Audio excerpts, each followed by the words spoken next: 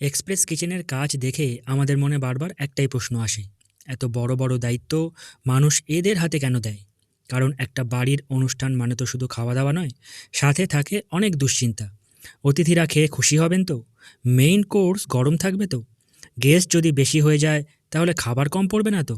আর সবচেয়ে বড় কথা, আগের ক্লায়েন্টরা সত্যিই সন্তুষ্ট ছিল কিনা, রিভিউ কেমন?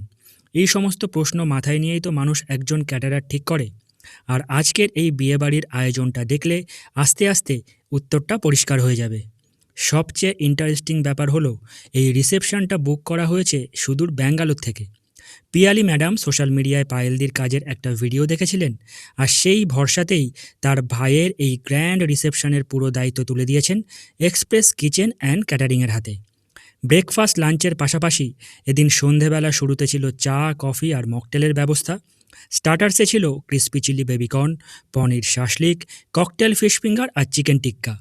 মেইন কোর্সের শুরুতে বিভিন্ন স্যালাডের পাশাপাশি রাখা হয়েছিল পনির মালাই কোপ্তার সাথে বেবি নান, সাথে mini fish batter fry, piece পোলাওয়ের সাথে মাটন রাজবাড়ি আর চিকেন মহারানি। শেষ পাতে চাটনি, পাঁপড়, সন্দেশ, রসগোল্লা আর মন্টে কার্লো। খাবার কেমন ছিল সেটা আমরা না বলে যদি গেস্ট আর ক্লায়েন্টরা বলেন, তাহলে আশা করছি আপনাদের কাছে বেশি বিশ্বাসযোগ্য হবে। খুব ভালো লেগেছে, ভীষণ সুন্দর অ্যারেঞ্জমেন্ট, প্রত্যেকটা মানে আইটেমই এক একটা মানে ভীষণ সুন্দর টেস্ট অ্যান্ড ফ্রেশ কোয়ালিটি ছিল। আর বিয়েবাড়ি মানে এটা একটা অ্যাট্রাকশন থাকে, খাবার জোনটা ডেফিনেটলি। তো খুব ভালো লেগেছে অ্যান্ড মানে স্পেশালি ডেজার্ট আইটেমটা আমার ভীষণ ভালো লেগেছে। স্টার্টারও খুব ভালো ছিল, ফিশ ফিঙ্গার ভীষণ ভালো ছিল। সব কিছু পুরো সেকশন ওয়াইজ খুবই ভালো অ্যান্ড ভ্যারাইটিসও অনেক ছিল। আর আমি বেসিক্যালি মকটেল সেকশন খুব ভালোভাবে এনজয় করেছি, স্টার্টারও দারুণ ছিল। আমি ফিশ খাই না, বাট আমি এখানে ফিশ ফ্রাই ট্রাই করেছি, যেটা খুবই ভালো ছিল। পায়েলের সাথে আমার পরিচয়টা প্রধানত সোশ্যাল মিডিয়া থ্রু দিয়ে, বিকজ আমি কলকাতার বাইরে থাকি, এখন প্রবাসী বলতে গেলে।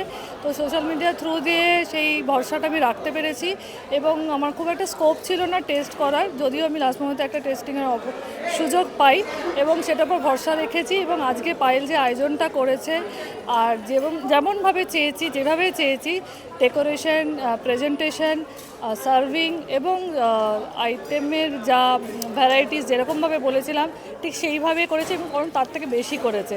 আমরা সবাই খুব খুশি, গেস্টরাও ভীষণভাবে ভালোভাবে অ্যাপ্রিসিয়েট করেছেন। পরবর্তীকালে কোনো অনুষ্ঠান বা আরও কিছু প্রয়োজনে পায়েলের সাথে অবশ্যই কন্ট্যাক্ট করবো, এবং আপনাদেরও বলছি আপনারা প্লিজ কন্ট্যাক্ট করবেন। পায়েল সবসময়, এবং পায়েলের ব্যবহার, এবং পায়েল ভীষণভাবে রিচেবল, যে কোনো সময় পায়েলকে কন্ট্যাক্ট করতে বা ডিসকাস করতে পেরেছি। Thank you so much, wish all the best to Payel.